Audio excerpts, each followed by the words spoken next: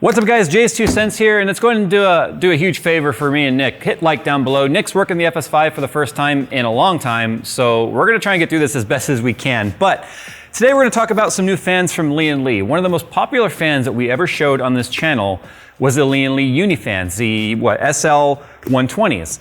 They've got a new fan out here now, the AL120, which is basically a fan that they came up with that was listening directly to your guys' feedback. So we're gonna talk about the fans, we're gonna hook them up, and I got some things I wanna test with them, because I'm kinda curious as to what happens if you put AL and SL fans on the same controller. With no parts markup and only a $75 build fee, Redux gaming PCs are the obvious choice for gamers who demand the best without paying extra. With as little as a few clicks, you'll get a PC optimized for you and the games you play at a price that fits your budget, and all Redux PCs are backed by a 2-year warranty. To see all that Redux has to offer and to start configuring your next PC, head to the link in the description below. Okay, so we'll go ahead and start by looking at the SL120s. These are the original fans. Unlike the way some of the other brands have done this, and this is the starter kit, by the way. And if you're interested in getting these fans, I think you should put your ear to the ground and really pay attention, because this was one of the first products that we ever showed that kind of went out of stock really fast and then sort of didn't come back for quite a while. But these are the SL120 fans, and I'll kind of show you what made these so amazing was the fact that they were the first fan that allowed you to connect. Come on, Jay, you can do this. If you line them up the right way and not be an idiot like I kind of am here, there we go, they'll slide together and create a connection. So what you have now is you can see you've got these little pressure pins right here, and then on the other side of the fan, you can see you've got the pad where those pins will land against. So they will provide power and RGB connection to each other. And you can hook as many as 4 together in one go. So if we just kind of hook these 3 together here, this would now be a perfect example is like mounting it to a radiator, mounting it to your front of your case, top of your case, bottom of your case, which now means in order to get them to work, you only have to plug in this one piece right here on the end, and now you have one PWM power cable, and you have one RGB cable. Now let's talk about the RGB cable here for a second, because this is where things start to get a little bit interesting. The worst thing about RGB is the fact that depending on the brand that you go with, each fan has its own dedicated RGB cable, which makes for some real serious clutter inside of your system, especially if you have something like Skunkworks had like 15 fans or something like that, and my current system has 12 fans. That's a lot of wiring. But what you get in the box here with the controller is the control box. You get 4 channels, and each channel can have 4 fans connected to it. So that is what, 16 fans right there by using just one of these control boxes. In order to communicate with your system, it does have a USB header plug. So you're gonna need to use, at least hope that your motherboard has at least one unused USB 2.0 header. Now the problem with that, and I kind of wish that they had made this maybe a standard plug on this end, like a micro USB or something, because then if you didn't have enough USB headers, you could have actually run this outside the back of your case and plugged it into a standard USB. But because they're using a proprietary header like this, that means you can't actually do that. The only reason I even mention that is a lot of motherboard manufacturers now have stopped putting USB 2.0 headers on their motherboards, or at least not that many of them. Some brands that we've looked at lately have only had 1, where before you used to get 4 of them. That's because now that you're getting SATA Express, and you're getting USB-C, you're getting the USB 3.0 headers, and at least 2 of those now per motherboard, a lot of people are just omitting the 2.0 header because they're just going, well, you can just use a 3.0 to 2.0 adapter. You can run, what, 4 USB 2.0s off of a single 3.0. So it's just, people are omitting it.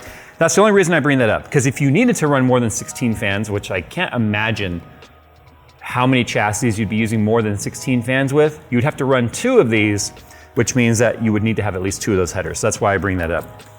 With it, you also get, and this is the same for the SL, by the way, but you also get this right here, which is kind of neat. This is what connects to your motherboard. So it goes from the control box right here, and what this gets you is your PWM fan header, which is just an RPM wire, basically. This connects to your motherboard, so your motherboard knows that there's fans turning. This will keep you from getting one of those annoying no CPU fan detected warning when you go to boot your system. So you don't have to go into, at least if you plug this into the CPU header, by the way, which you should, because all you need at this point is an RPM. You're not controlling it with anything except the software. So if you're looking for temperature control and such, you're gonna have to go in there and fine tune that. But if you hook this up to your CPU header, you're not gonna get any of those annoying warnings. But you get an ARGB pin right here, or standard header. So that allows two things to happen. One, the Lian Li RGB software has a pass-through mode. And if you're using a piece of software like Mystic Light or Asus Aura or something built into your motherboard, then what you can do is you can actually, in the software for Lian Li, and we'll show you this in a minute, you can disable its own RGB control and tell it, let the motherboard control us and tell us what to do. So then you can sync your motherboard lighting and any other headers on your motherboard lighting that are being controlled by third-party software, or the motherboard software will control this as well and make everything sync. And then if you don't have enough headers on your motherboard, you actually get an ARGB splitter right here, so you can split that signal off to other things. And then the fans are powered and controlled by a single SATA plug right here. So that's the way the control box works, and I wanted to show that because it's been a while since we talked about these, and I think a lot of people might be seeing this for the first time, so I wanted to sort of demonstrate how that works. But you do actually get 3 of these little control, I don't want to call them control boxes, they're the terminating, or the cables for each fan. So if you have 3 fans, you can have 3 of these, which would be kind of a waste to have 1 fan here, 1 fan there, 1 fan there, when the whole point of it is to be able to do this with it, create a wall of fans if you wanted. But what made the original Uni fans kind of disappointing to some people is the fact that the way that the lighting works, and I used this in black ice, I've used it in several builds, and we'll light this up in a second to show you. The way the lighting works is nothing lights up on the hub at all. It has front and rear RGB lighting built in to the frame of the fan. So you get this kind of a half octagon shape on each side of the fan, but you don't get any hub glow, you don't get any sort of hub lighting, which looks really good to many people, and for me in particular, it looked really good in black ice. It doesn't put off as much light as some people might be used to when it comes to stuff like the Corsair fans, or what are some of the other major brands that are out right now with fans? I can't even, I guess the RGB like Vardar fans are also really bright because they not only light up around the frame of the fan, they also have a lighting hub built into the center of the fan, which illuminates the blades as well.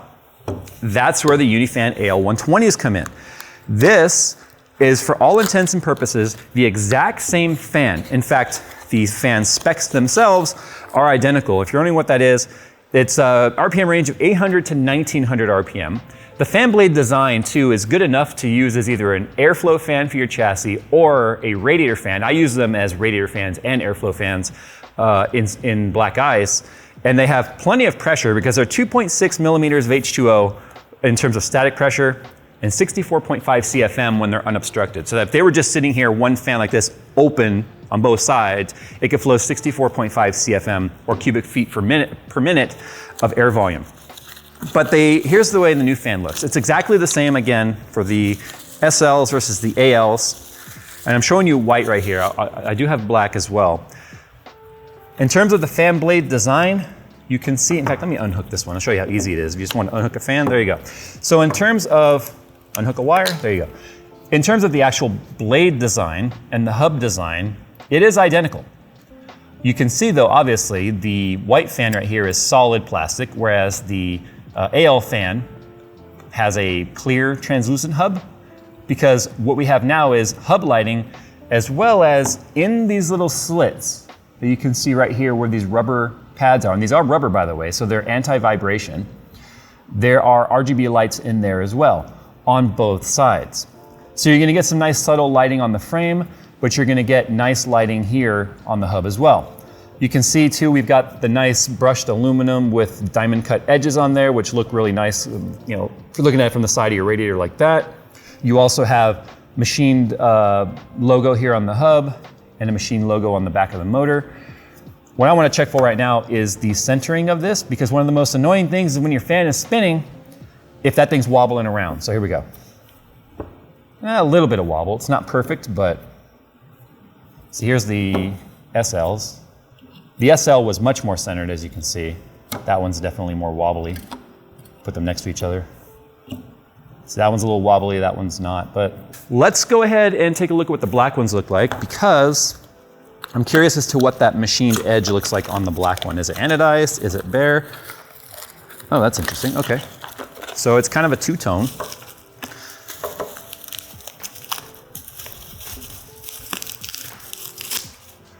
So check that out. That is what looks like a black anodized with the machine line down the middle, and then the edge is machined. So it's real subtle, it's not too bright. I was worried that this was gonna just be all aluminum, like a silver aluminum, which would look really, like, I guess, in your face. But they're really kind of a minimalistic look. It does look like, too, if we look at the black one here, RGB ring around the backside as well. So not only are you gonna get light that goes through the hub, it's gonna come through the backside as well. So if this is on the front of your system, you're still gonna get, and right, this is in the front, air's going this way. So this is the front of your case, you'd be looking in the window and you'd see the backside. It's got a much prettier looking backside hub. In fact, let me show you what a standard fan looks like. So here's just a basic NZXT fan that comes with like one of their cases or whatever. You can see how chintzy and kind of just bare and boring this looks. It's nice and, well, it's got a perfect X pattern here. The hub is nicer looking. They just put a lot of beauty, which this is very much Lian Li style, if you ask me. But you can see if this is now on the inside of your case, shining this way, you've got light that will come through the hub ring, light that will come through the fan blades, and lights that will be right here on the edges of the backsides. You got plenty of lighting there. So let's do this. Let's go ahead and get it fired up. Let's get the test bench on here. Let's get the hub plugged in. And I want to see what happens now if you were to take an SL120 and an AL120 and put them together. I'm kind of curious as to what will happen with the software. All right, so actually some time has elapsed since we first started filming this video, a few weeks actually, because they released a new software. And the last half of this video we already filmed at that point is just completely obsolete. So one of the things I wanted to show is like what happens if you have the old SL fans, which are these guys right here, which we already showed you the difference in the way the lighting and the hub and stuff works. And you have the new AL fans. Well, for instance, you can already see here on the controller, the old one says Unifan. The new one says Unifan AL, because there is actually a difference in the way that the controller works. So for instance, I've got them both hooked up to two separate controllers right now, which is ideally the way that you would want to do it. There's also two pieces of software up here, because this is the old Lian Li software, which has the old layout, as you can see, with the green and stuff. This is the L Connect, right? So this is the L Connect 2, because it's the second one. But if you look at the L Connect software, the second one, the L Connect 2, you can see it's got SL fan and AL fan. Now, it's a little bit, in my opinion, convoluted on the way it works between the two, but we'll see if we can't get them to demonstrate. We'll also show you what happens if you sort of break it. In fact, let's go ahead and start with the way to break it, because that's, I think, where a lot of people might kind of run into a problem here.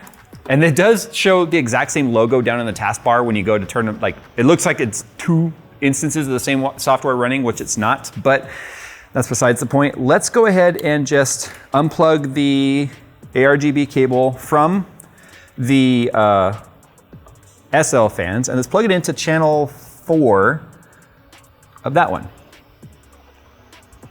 So you can see it's actually mirroring. It's funny because it's a different rate, right? It's kind of happening a little slower, but it's kind of just automatically copying whatever was put into this control box. And when you shut it off, it retains the setting. So it's got its own memory inside. So if we start up L Connect 2 here, now you can see with it going, they're going at the exact same rate. So you do have two different kinds of fans here being controlled. Now, if we go and go to channel 4 here and we start trying some of the different lighting modes, see how AL is selected? I want to see what happens if I try to apply an AL mode to an SL fan. So let's just make it, oh, and something else to mention here with the software when it comes to the other one. You can control each fan individually, color-wise. So let's see if this works. Let's do magenta as the right fan, hit apply. Oh, well, I don't have 4 fans hooked up, so let's try that one. Oh, okay, so here's a perfect example. See how it sort of broke? See how only half the fan got the color? So let's do the next one. See, now it's like 3/4 of the first 2 fans.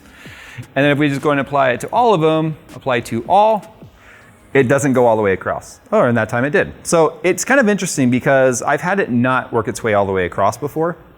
But if we do the same thing to channel 1, because we're set to AL, right? So we could do the same thing, just go boop, apply. See, the whole fan applies. Because this piece of software, obviously when it's set to AL, knows exactly how many LEDs are in each fan and where they're located, which means it works flawlessly all the way across. One thing I want to point out too is I feel like the colors, even though they're set exactly the same, if you see them next to each other, it might not appear very well on camera. It's definitely more red oriented in the SL fans and much more pink on the AL fans. So you're gonna have a little bit of a color variance there, which means you would want to fine tune them if you had, I'm not sure why you would have AL and SL fans in your system. Honestly, I think you should just run the same fan for all of them. But let's see what happens now if we do some of the modes, right? Here's rainbow, apply all. So you can see it's working. You can, if we go to SL fans though, now we should be able to individually control this one correctly based on the type of fan that it is. So we'll just go ahead and hit static color, apply. Now this is the part where I thought, oh, see, it's not applying. Even though it's number 4, apply. See, it's not applying it, even though I have SL selected. So I feel like the software still needs work. I'm not sure it's prime time ready.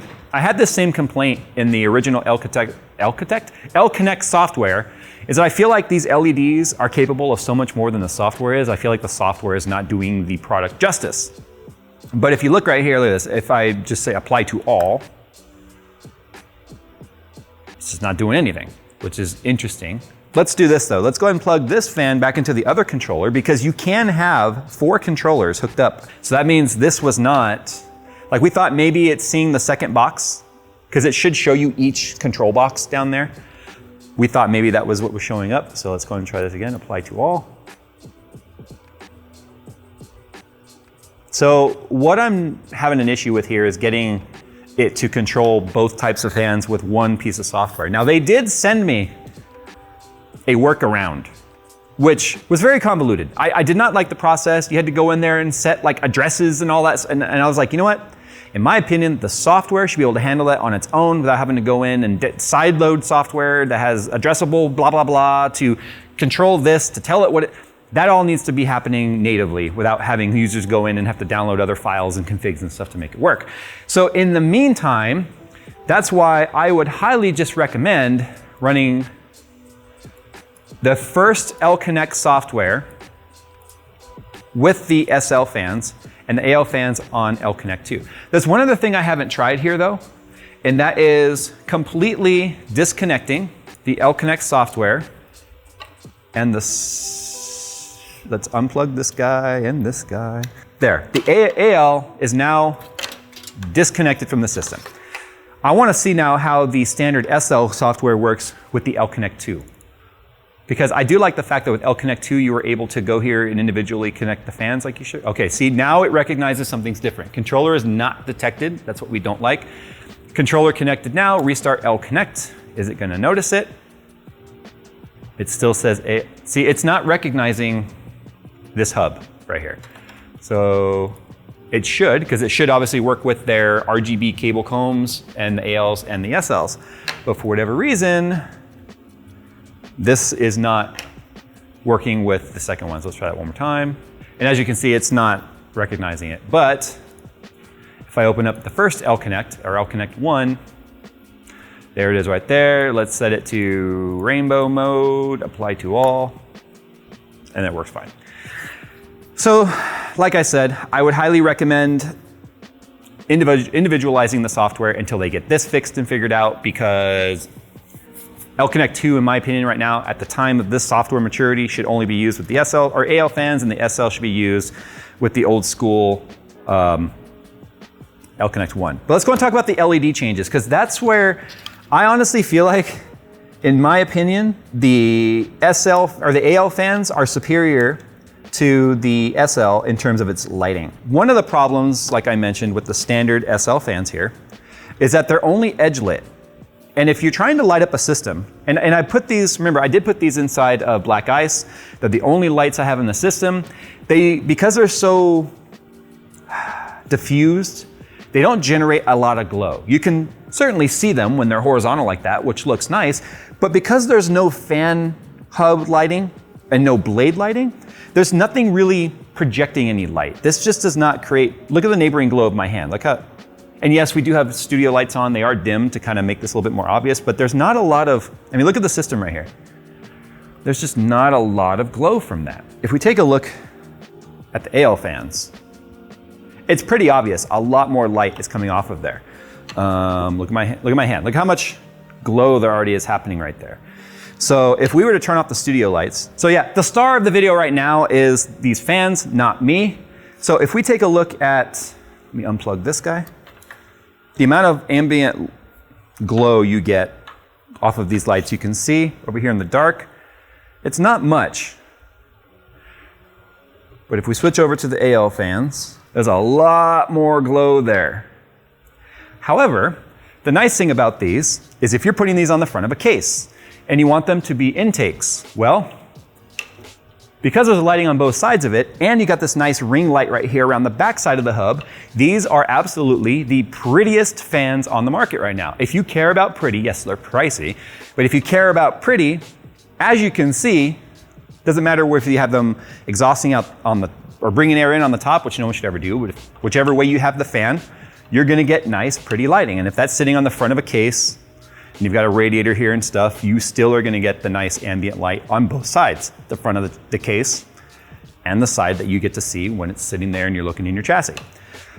They're exactly the same spec-wise, which we already talked about, the exact same amount of static pressure, the exact same fan hub, the exact same blade design.